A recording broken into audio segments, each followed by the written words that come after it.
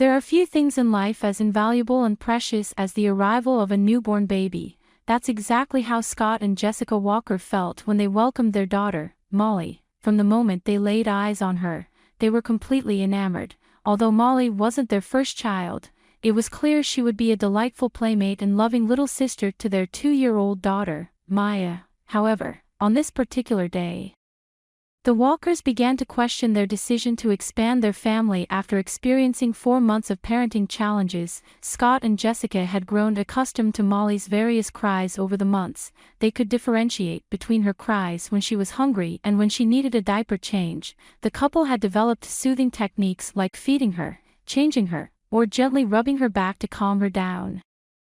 No sooner had they seated themselves and gotten comfortable in the restaurant, Molly awoke and started crying. Scott and Jessica looked at each other with concern, humorously suggesting that perhaps Murphy's Law was in effect. Anything that could go wrong, would go wrong. This was their first dinner out since Molly had been born, and they had hoped it would be a peaceful affair. Trying to overlook the irritated stares and whispers from fellow patrons, the couple experienced a surge of empathy. These diners hadn't anticipated spending their meal alongside a crying baby. Jessica quickly inspected Molly's diaper, which she had changed just before they left, and confirmed it was still fresh. This eliminated one possible problem. Although Molly had been fed just an hour ago, Jessica tried offering her a bottle, but Molly kept crying, rejecting the bottle. Maya, both curious and puzzled, inquired, "Is she going to keep crying the whole time?" Scott replied softly, "She can't tell us what's wrong like you can, Maya. You're very smart, but I believe Mommy will solve it soon."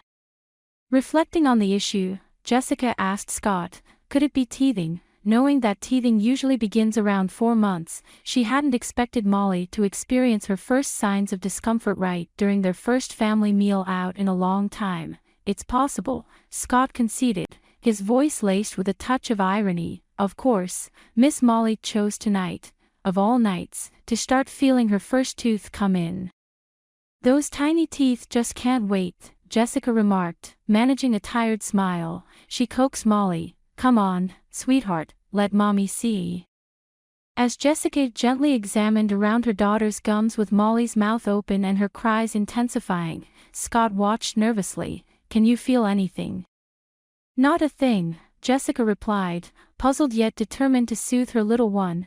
Their dinner might not have been the quiet, peaceful outing they had hoped for, but it was a memorable family moment filled with the real, sometimes challenging, joys of parenting. As Molly continued to cry, both Scott and Jessica found themselves wishing they were back in the comfort of their home. Despite having already placed their meal order at the restaurant, they felt compelled to wait for their food to arrive.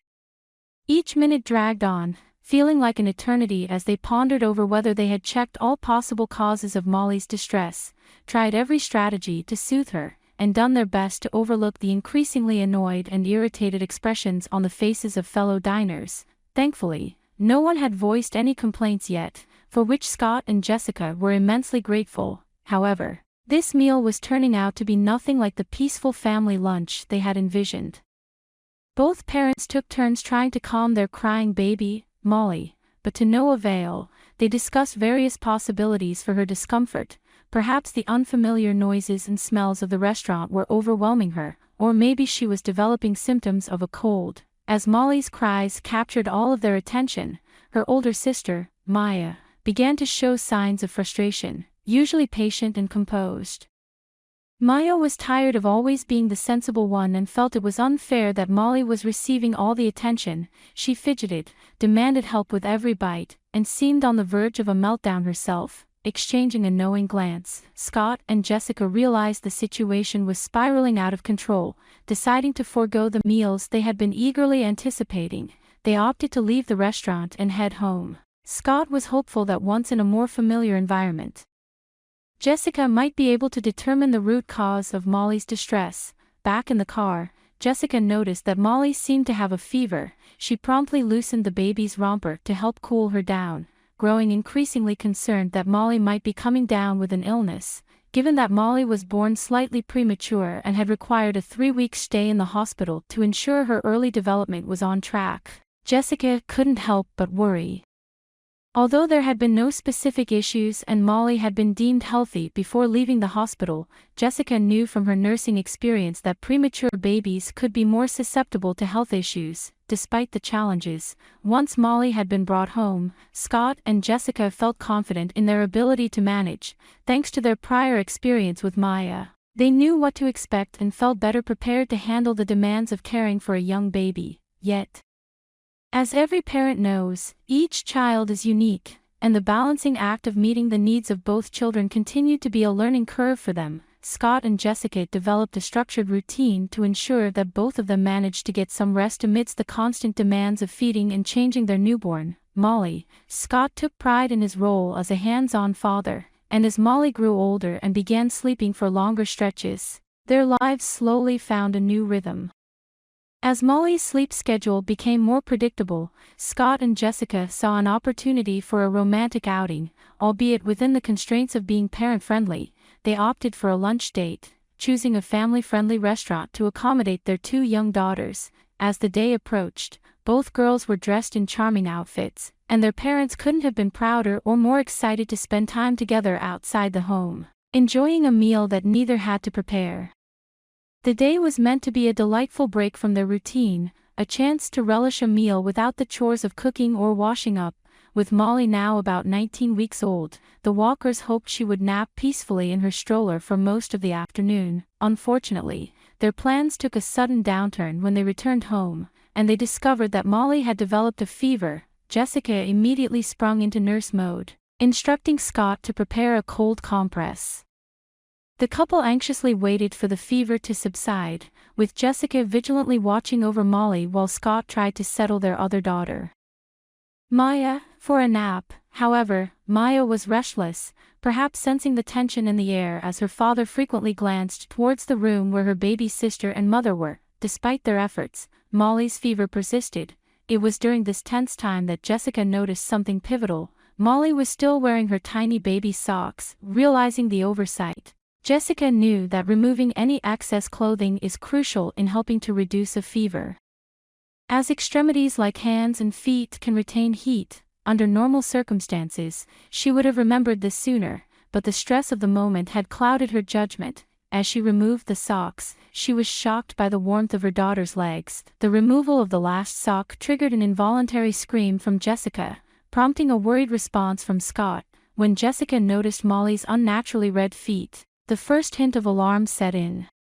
Revealing how the snug baby socks might have been causing her little one discomfort, in an attempt to soothe Molly, Jessica prepared a basin of cool water to dip her daughter's feet into. However, as she did so, she observed something far more alarming. One of Molly's tiny toes was severely swollen. Upon closer inspection, Jessica, leveraging her nursing experience, quickly identified the cause of the swelling. It was not a common rash or insect bite, but something much more sinister that had been overlooked. Nestled tightly around Molly's toe was a single strand of hair, cutting deeply into the flesh and disrupting the blood flow, causing throbbing pain and contributing to the fever Molly had earlier in the car. Recognizing the urgency of the situation, Jessica transformed into a veritable supermom. She calmly instructed her husband, Scott, to fetch essential tools: a flashlight, tweezers, and a delicate pair of scissors.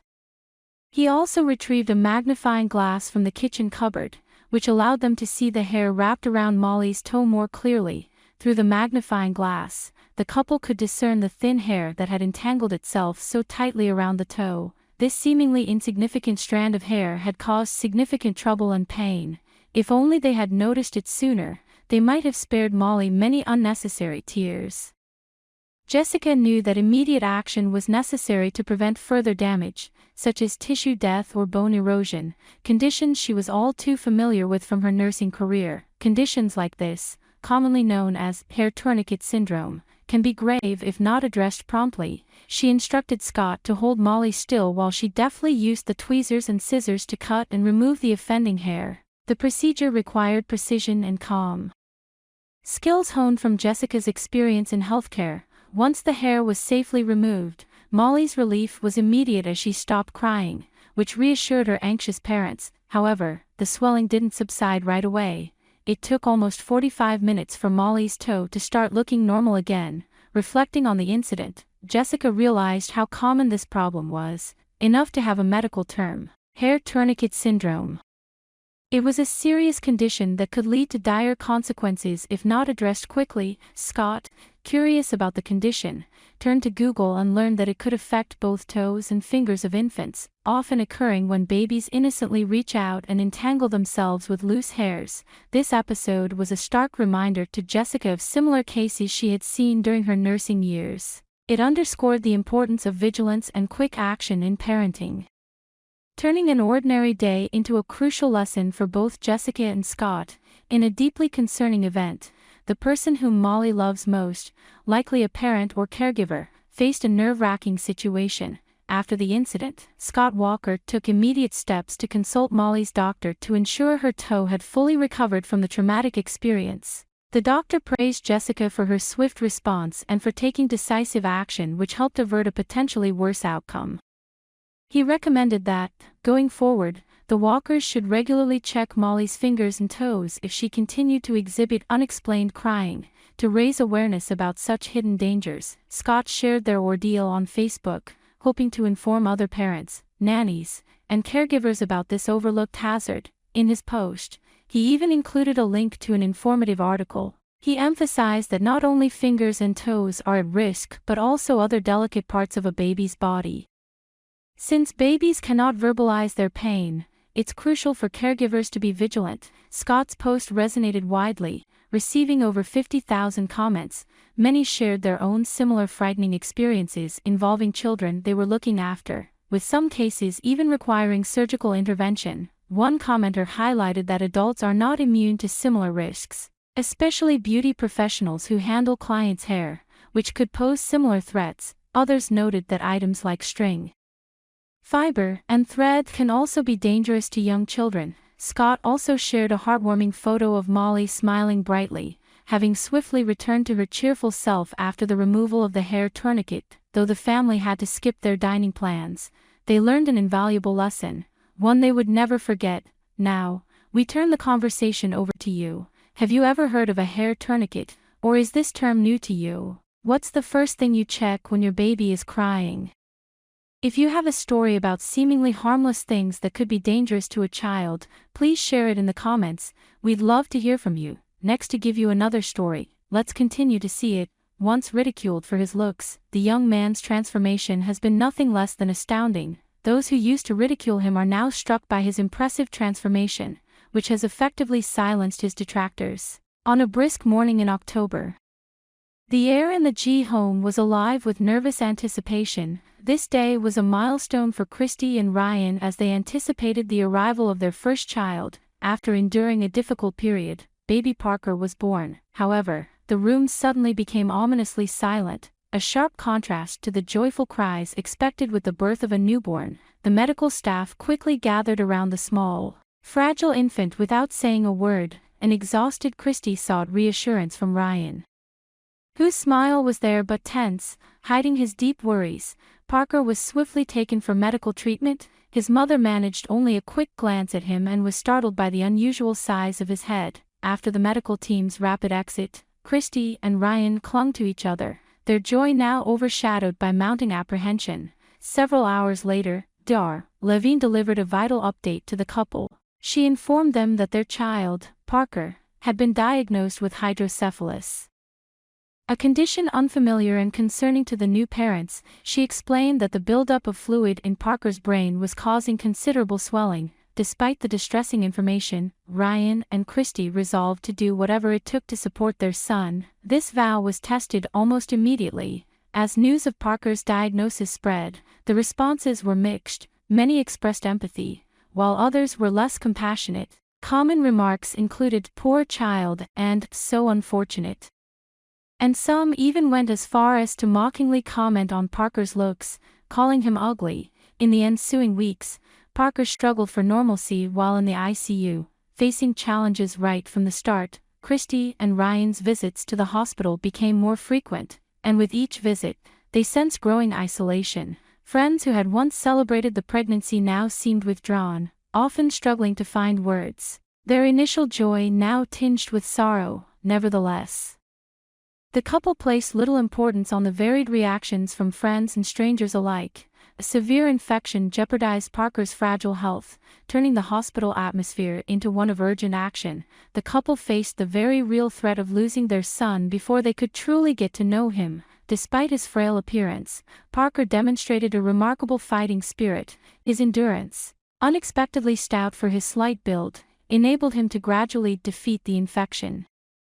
Each slight progress he made was celebrated as a significant triumph. During one of the many long nights in the hospital, Christy stumbled upon an online forum for parents of children with hydrocephalus. By sharing their personal experiences, they found a community that provided empathy and camaraderie, a community that focused on celebrating every little success. Motivated by this support, Ryan and Christy began to document Parker's experiences on the internet, detailing both the difficulties and achievements for an audience that grew to find motivation and hope in their determination and affection. Regular updates on their blog, named Parker's Progress, transformed their story from one eliciting sympathy to one evoking pride as they narrated Parker's persistent struggle. Over time, the blog garnered a following that was moved not just by Parker's ordeal but also by the family's steadfast courage in navigating overwhelming obstacles. However, the outpouring of support wasn't universal. One day, after Parker had undergone a successful minor surgery which had eased some of his discomfort, Christy went outside to get some items from their car. Upon her return to Parker's room, she encountered a disturbing sight. A boy, about 10 years old, was standing by Parker's crib, his face a blend of curiosity and insensitivity. He loudly questioned whether Parker was an alien who had come to invade Earth, his words laced with mocking cruelty. Christy stood frozen at the doorway, her heart racing with shock as the boy mimicked an alien. Mustering her courage, she entered the room and confronted the young visitor. Her voice shook with both anger and grief as she demanded to know why he would say such hurtful things. The boy faltered, struggling to explain himself. The tension escalated until the boy's mother, drawn by the commotion, rushed into the room. She was clearly embarrassed and disappointed upon grasping the situation. She insisted her son apologize, which he did with reluctance. Before they hurriedly exited, devastated by the encounter, Christy collapsed into a chair next to Parker's crib. Tears rolled down her cheeks as she dwelled on the boy's cruel words, each one cutting deeply. Take him back to school early so he could talk to his teacher about what happened. He wanted to help his classmates understand his condition and why he looked different.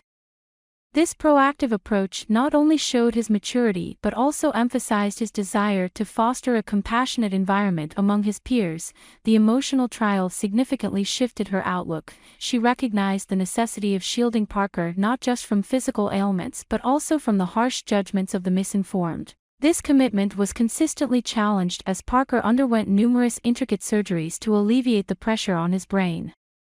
Each procedure carried its risks and hurdles, yet Parker's unwavering spirit continued to inspire all those around him. One day, much to everyone's surprise, Parker was able to rise and walk without ever having crawled. His physicians, who typically tempered their expectations, were unable to hide their awe, observing Parker's careful but resolute steps through the rehabilitation space. Dr. Levine remarked on his remarkable resolve.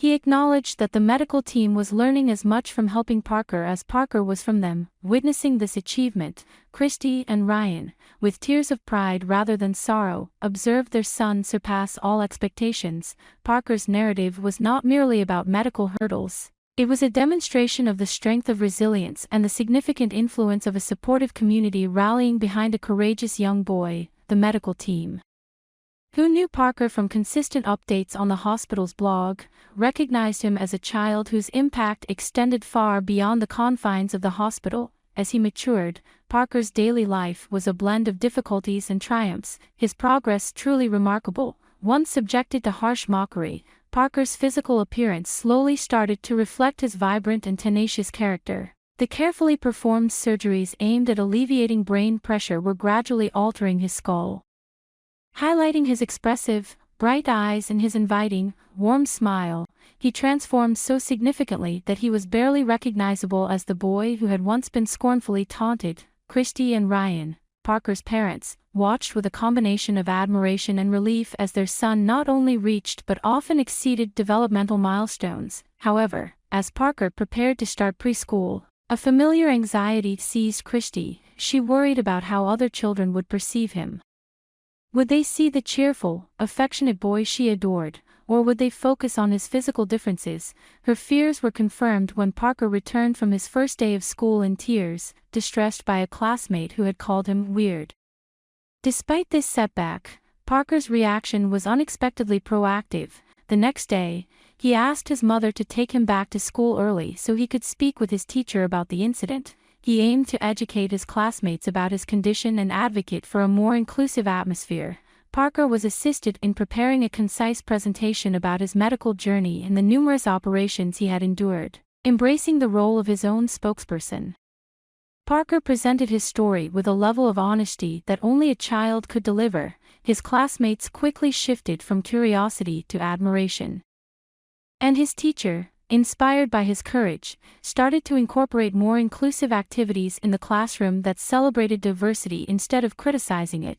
Word of Parker's compelling talk swiftly circulated from the classroom to the broader community and caught the interest of local journalists. This visibility led to Parker and his parents receiving multiple invitations to discuss their journey and the importance of empathy and understanding at different venues and educational institutions. Meanwhile, a documentary filmmaker, moved by Parker's blog and his impact on the community, proposed that the Gleif family participate in an upcoming documentary highlighting children who overcome significant medical and social challenges. As the filming began, Parker, now a confident 5-year-old, naturally charmed the camera. The documentary not only depicted his everyday life and therapy sessions but also highlighted his interactions with other kids, portraying him as just another regular child. Upon its release, the documentary was met with critical praise, profoundly touching viewers with the story of Parker and the steadfast support of his family. The film won multiple awards and was even incorporated into school curriculums to teach children about diversity and resilience. Parker's most glorious moment occurred during a community event at the hospital that had supported him throughout his ordeal. Taking the stage, he embodied courage and hope, captivating everyone present. At the Beacon of Hope event, young Parker delivered a speech with remarkable depth and sincerity despite his young age. He expressed sincere thanks to everyone who had supported him, from the medical staff to his classmates. Parker's speech focused on unity, underscoring that despite our visible differences and the challenges we encounter, we all share common values at our core. His words were simple yet impactful, deeply striking a chord with the audience and earning a resounding round of applause. In that moment, Christy and Ryan exchanged looks, a silent exchange filled with immense gratitude. Their path had been marked by fear and uncertainty, but there they stood, sharing a story that had blossomed into a narrative of profound power and love. Thank you for joining us to hear this touching story. Did you enjoy it? Have you ever come across a child who has experienced a similar hardship? Feel free to share your stories in the comments below. Next, there is another story. Let's continue to see it. When Dr. William, the obstetrician, took Margaret's newborn child into his arms, he was startled and screamed when he heard the infant speak a word. This extraordinary occurrence led him to take measures that were crucial in saving the child's life. After weeks of eager expectation, Margaret and her husband Max were overjoyed. Despite the prolonged and agonizing labor, the moment Margaret delivered their baby boy filled them with immense happiness, making them feel like the most fortunate parents in the world. Following the delivery, Dr. William, a seasoned and adept medical professional, escorted the newborn to a nearby room for a customary health assessment, a procedure he had conducted countless times. Max, feeling both protective and curious, insisted on accompanying Dr. William to the room, expecting to be refused. He was surprised when Dr. William simply nodded and allowed him to follow, concentrating fully on the newborn. As Dr. William brought the baby closer to his face, he let out a sudden scream, alarming the nurses who turned to him, both puzzled and concerned. They asked what was wrong, but the doctor, with a furrowed brow, seemed to dismiss them as he closely inspected the baby, listening for a sound that only he could detect. He then examined the infant once more, as though daring the baby to repeat what he had done. In such cases, obstetricians like Dr. William conduct a number of tests to determine how well a newborn is able to function outside of the mother's womb, should any issues arise. The baby may need to be placed in an incubator within a specialized neonatal unit. Margaret's babies, having been carried to term, were more likely than not in a condition to be discharged with their parents. However, upon closer observation, Dr. William decided unexpectedly to order additional tests. Max immediately asked what this meant, but Dr. William did not respond to his questions. Max observed as the doctor collected blood samples from each baby. A procedure that seemed atypical at this stage. Dr. William looked deeply troubled as he processed each blood sample through a machine and reviewed the results. Dr. William appeared disturbed, muttering to himself as he proceeded. Max caught him saying, "I heard him say it. I'm sure I heard him say it." He seemed nearly out of his senses, prompting a concerned nurse to check on him. Dr. William then admitted to hearing the baby say something, which seemed unbelievable. It sounded like, "Help."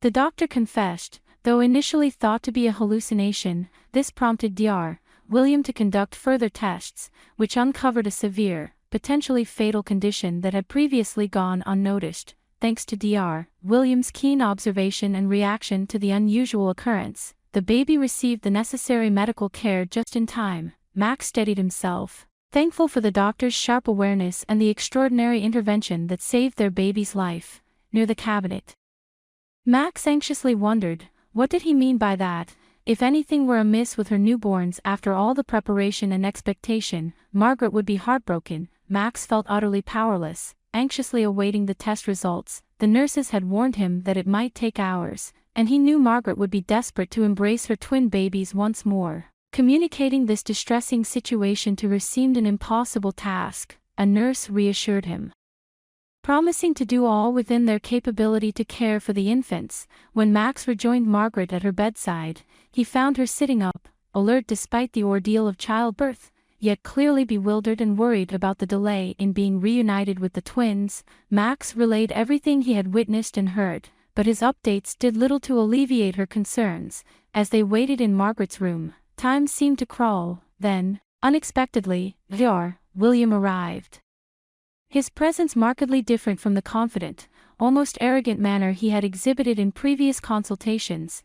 The day had started with Margaret waking to excruciating abdominal pain, fearing something was severely wrong with her pregnancy, particularly since she was expecting twins. Her anxiety seemed justified. Max experienced the familiar feeling of helplessness that comes with impending fatherhood and quickly prepared to rush to their obstetrician. Arriving at the hospital proved difficult. Parking was a nightmare, and Max had to leave Margaret at the drop-off zone after making sure she was able to walk on her own. By the time she reached the consulting rooms on the second floor, it appeared everyone in the city was giving birth, with the reception area overflowing. Upon reaching the front desk, Margaret shared her concerns. "How are you, Margaret?" the receptionist greeted. "You must be excited about those little ones. You're due next month, right around the 11th, correct?" "That's correct," Margaret responded, "but I think something is wrong. I feel awful, and I can't shake this stomach cramp. I'd really appreciate it if you could squeeze me in." "We'll see what we can do," the receptionist replied, her voice a mix of sympathy and concern. "It's been a hectic morning. We've had 2 unexpected deliveries, and all our appointments are delayed." Margaret simply nodded, resigned to the wait. Margaret decided to wait a bit longer. Initially, it seemed unlikely that she would even find a seat in the bustling waiting area. Yet, when a patient was summoned, she felt a sense of relief as she sat down to alleviate the pain in her legs.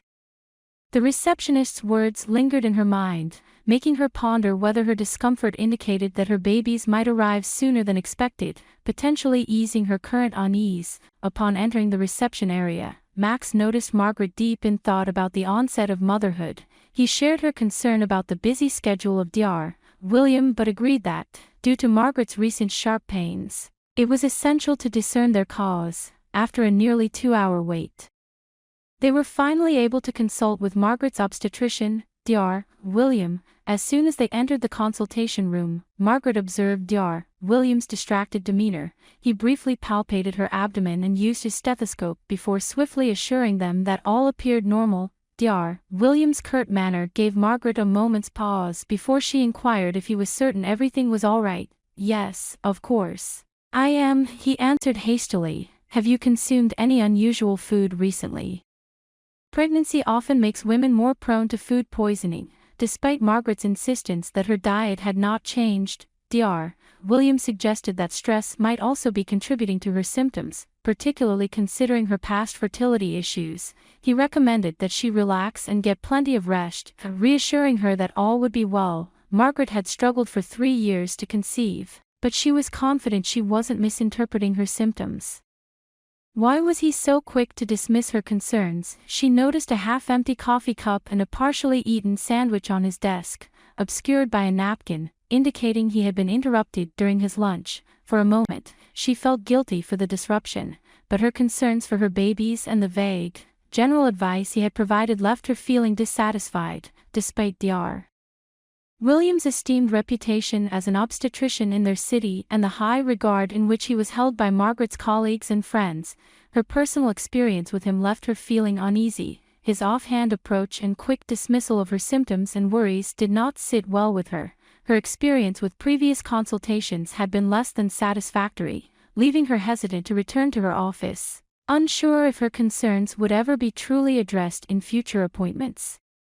Margaret had struggled with severe stomach pain for years, and despite her best efforts, finding relief was elusive. She adhered strictly to a diet of bland, non-irritating foods, drank herbal teas, and even used ambient music and meditation to create a calm, stress-free environment. Yet, none of these strategies seemed to ease her discomfort. The idea of revisiting Dr. Williams' busy clinic was not comforting, but as her pain intensified, she felt she had no other option. When she reached out to Dr. Williams again, he prescribed a safe painkiller suitable for her situation but provided little practical advice or reassurance. He reiterated his belief that the stress of being a first-time mother expecting twins was likely worsening her condition. After hanging up the phone, Margaret was overwhelmed by frustration and helplessness. Was she really exacerbating her own pain through stress? Was she too sensitive to manage what others might handle with ease? That evening, she shared her fears with Max, who was significantly more empathetic, although not a medical expert. Together, they considered seeking a second opinion from another obstetrician. Eventually, Max filled the prescription for the pain medication, which marginally alleviated Margaret's stomach pains. Just as things seemed to be improving, however, a new concern arose. Margaret's due date, the 11th, came and went without any signs of labor. The twins showed no intention of arriving.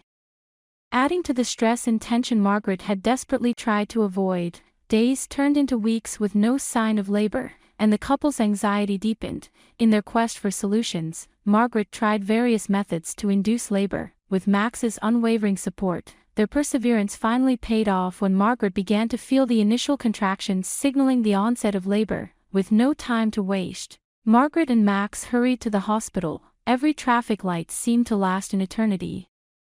But they eventually arrived at the maternity ward. The medical staff efficiently prepared Margaret for delivery. To her surprise, Dr. Williams appeared at her bedside. Amidst the throes of labor, Margaret was too focused on the task at hand to notice much else. The birth was imminent, and despite the challenging journey to this moment, Margaret was ready. She was rest and gather her strength. On a day designed for joy, Max was overcome with a profound unease as he noticed Dr. who entering the delivery room. This doctor had been a source of significant distress, discomfort, and unease in recent weeks. With his wife Easter poised to give birth to twins, the anxiety Max felt about Dr. who managing the delivery was intense. He quietly spoke to a senior nurse, voicing his concerns and inquiring if it might be possible to assign a different doctor to oversee the birth. The nurse listened to Max sympathetically, recognizing his discomfort, but reassured him of Dr. whose exceptional skills, noting that he was the most competent obstetrician available at the hospital. As Easter's labor advanced and her pain grew more intense, Max chose to set his worries aside, opting to focus on supporting his wife, Dr., who conducted himself professionally throughout the delivery, meticulously setting up the necessary equipment and monitoring all the vital parameters. He interacted with Easter in a calming and reassuring way, which helped to ease some of the tension in the room. With the assistance of the nurse, Dr., who adeptly guided Easter through the labor, the pain was nearly unbearable, yet thankfully, the first twin was well positioned and emerged into the world within half an hour, witnessing the smooth delivery of their first child.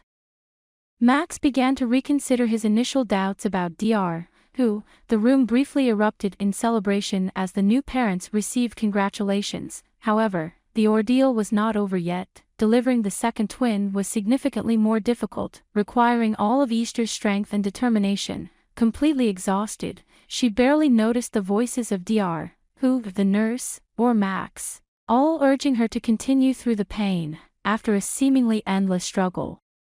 The second baby finally crowned and was born. As Easter lay exhausted, she mused on the accuracy of the term labor. As she held her second baby for the first time, the overwhelming relief and joy were tangible, but the new mother was too fatigued to hold him for long. As the medical team took the newborn for routine checks, Easter welcomed the opportunity to rest and recover her energy. Meanwhile, Max, still anxious, trailed the nurse as the infants were moved for diagnostic tests. He implored her to let him watch, referencing the numerous obstacles they had overcome recently. The nurse was empathetic but clarified that allowing parents into the testing area was not usual practice. Desperate not to be apart from his twins, Max continued to appeal to her compassionate side. The arrival of the twins, filled with emotional peaks and valleys, profoundly impacted both Easter and Max, heralding a new era in their journey as parents. To his great relief, she consented. This event marked the start of one of the most remarkable chapters in his life. Initially, the attending doctor, Dr. William, thought one of the newborn twins had spoken to him, asking for assistance. Although he was mistaken, this error led him to order urgent examinations. Back in the room, Dr. William looked visibly uneasy and hesitant. When he spoke to the parents, he stuttered and apologized not only for the delay but also for his earlier serious mistake in disregarding the mother. Margaret's concerns as inconsequential. It was discovered that the twins had developed an infection in utero. Without these tests, the infection might have gone unnoticed, risking severe consequences. Margaret's discomfort months earlier was probably a sign of this infection. Thankfully, this type of infection was treatable. Dr. William detailed to Margaret and her husband, Max, the serious nature of neonatal infections. Such infections could drastically affect a baby's long-term health, potentially causing developmental setbacks and adverse changes in the placenta, impacting nutrient and oxygen transfer. In extreme cases, it could lead to miscarriage or congenital anomalies while the baby is still in the womb. The balance between the immune systems of the mother and child is incredibly sensitive. Screening tests to identify these issues are not yet a routine procedure, and the treatment for such infections is mostly experimental. Failure to detect these problems within the first few days after birth could lead to disastrous, even lethal, outcomes. That strange incident where the baby appeared to speak to Dr. William resulted in critical screening tests that diagnosed the illness. Although the baby had not actually articulated a plea for help, the doctor was grateful that his initial misunderstanding prompted these crucial tests. The urgent situation required swift action, leading to the immediate transfer of both twins to a specialized neonatal care unit for high-risk infants. Here, they received a regimen of antibiotics suited for newborns, and thankfully, both showed a positive reaction to the treatments. Subsequent testing confirmed the infections had been completely cleared. After a period of 6 months, the twins were no longer in danger, allowing their joyous parents, Max and Margaret, to bring them home.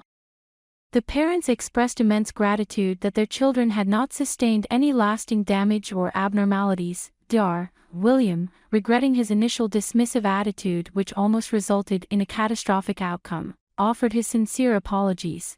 James, the younger twin, proved to be an exceptionally special child, uttering his first word at just 11 months old, or was it possibly his second? Indeed, his development was part of an incredible narrative filled with unexpected developments and deep relief.